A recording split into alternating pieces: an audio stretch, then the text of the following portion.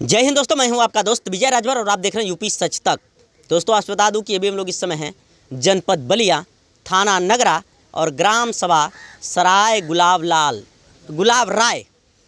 आपसे बता दूं कि पूजा चौहान जी का जो निर्मम तरह से हत्या किया गया वो काफ़ी निंदनीय है और आज एक चर्चा का विषय बना हुआ है। आपसे बता दूं कि वर्तमान सांसद चंद्रशेखर आज़ाद जी इस मामले को सदन में उठाने का काम किए और समाजवादी पार्टी के राष्ट्रीय अध्यक्ष व पूर्व मुख्यमंत्री अखिलेश यादव जी भी इस पे आवाज़ उठाए, डिम्पल जी भी आवाज़ उठाई, तमाम नेता आवाज़ उठाए और हमारे साथ अभी घोसी लोकसभा के पूर्व प्रत्याशी पवन सिंह चौहान जी भी हैं। तो इतने बड़े बड़े नेता जब यहाँ पे आए और इस मामले को आवाज़ उठाने का काम किए तो पीड़ित परिवार से और पवन सिंह चौहान जी से जानने की कोशिश करेंगे कि नगरा थाना की पुलिस प्रशासन को क्या प्रभाव पड़ा और क्या इस पे आवाज़ उठाने का काम की और क्या कार्रवाई हुआ अभी तक। तो क्या नाम है चाचा जी आपका? धर्मराज चौहान। प्रशासन के तरफ से क्या आश्वासन मिला है अभी तक? 2-3 दिन हो गया इस मामले को लेकर के। आश्वासन तो मिला कि उचित कार्रवाई होगी, लेकिन कार्रवाई उचित नहीं हो रही है जी। वो लोग बता रहे हैं कि आत्महत्या है। कौन बता रहा है? थाना के लोग। थाना के लोग बता रहे हैं जी। आपसे बताए हैं बुला करके? जी जी। कौन बुलाया थाने में? थाने के सोनकर जी दरोगा हैं, वो बता रहे हैं। चाचा जी मेरा एक सवाल था, जब आप लखनऊ गए थे दवा कराने के लिए जी। अपनी पत्नी के साथ, एक बेटी के साथ, पूजा जी घर पे अकेली थी जी जी। उनके घटना के को लेकर के कब आपको पता चला? घटना को हमको सवेरे 7 बजे के बाद ही पता चला। 7 किसके माध्यम से?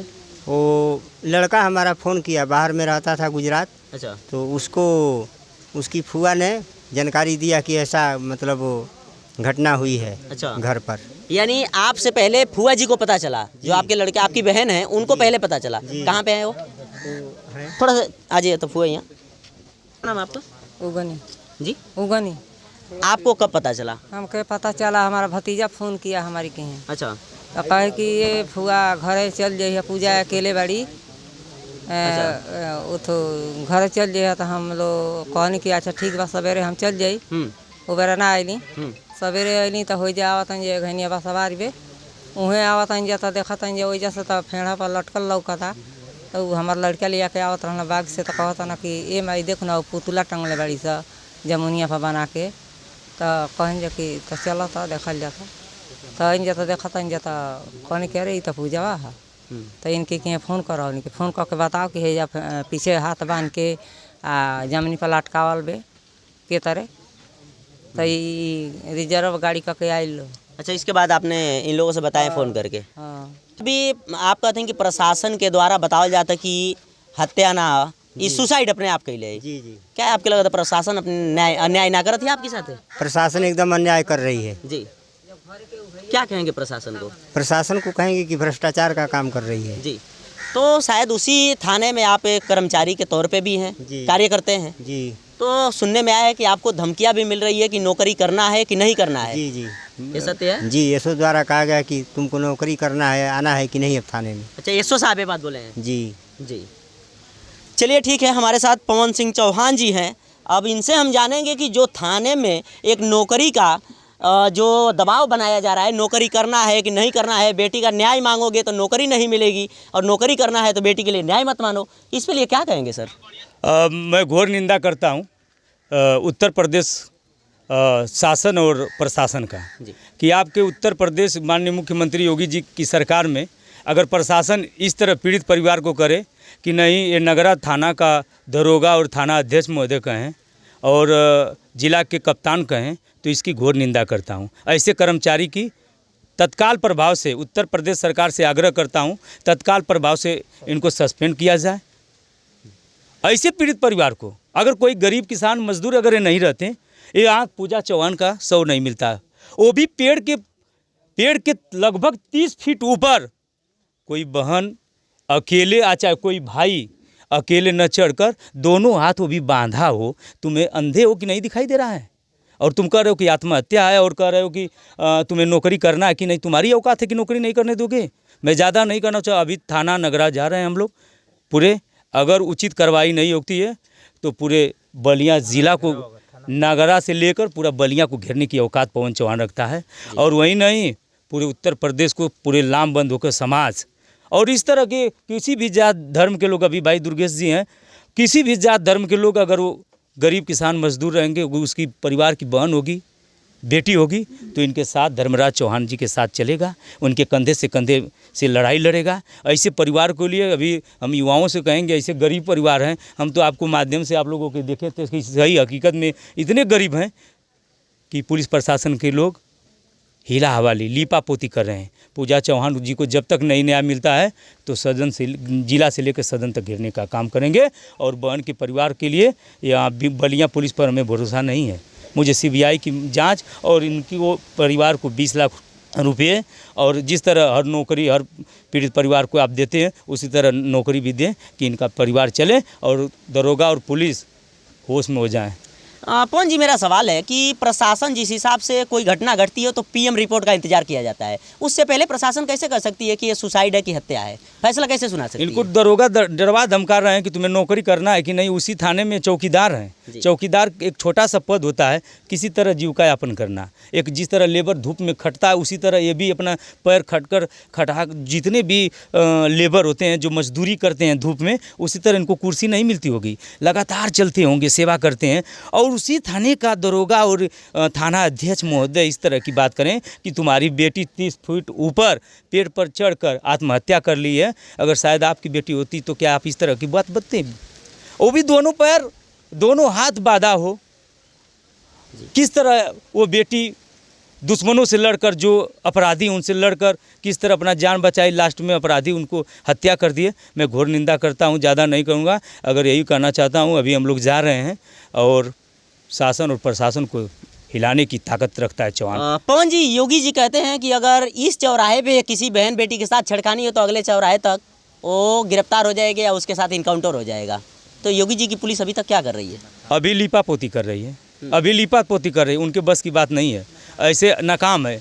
यह कहना उत्तर प्रदेश सरकार अभी इतना बड़ा हो जो कि साधन में विपक्ष ने इसकी बहुत ही, पूजा चौहान जी का जो भी लोग इस मामले को उठाएं, भाई चंद्रशेखर जी, पूर्व मुख्यमंत्री अखिलेश यादव जी, भाभी डिम्पल जी, मैं धन्यवाद करना चाहता हूं। मुझे राजनीति नहीं करना है, लेकिन पूरे भारतीय जनता पार्टी को 95% वोट चौहान समाज के लोग सरकार बनाते हैं। वो ताकत रखता है सरकार बनाने की चौहान। लेकिन अगर पूजा चौहान जी को अगर न्याय नहीं मिलता है तो इनके न्याय के लिए अगर हम लोग सरकार बनाना जानते हैं तो सरकार को उखाड़ फेंकने की औकात रखता है चौहान समाज, उखाड़ फेंक देंगे आने वाला 2027 में। अभी देखा जाए तो इसी लोकसभा सांसद अभी तक नहीं आए हैं, विधायक अभी तक नहीं आए हैं, इनको लेकर के क्या कहेंगे कि कोई नेता अभी पीड़ित परिवार से मिलने के लिए, न्याय दिलाने के लिए, आर्थिक मदद करने के लिए अभी तक कोई नहीं आया?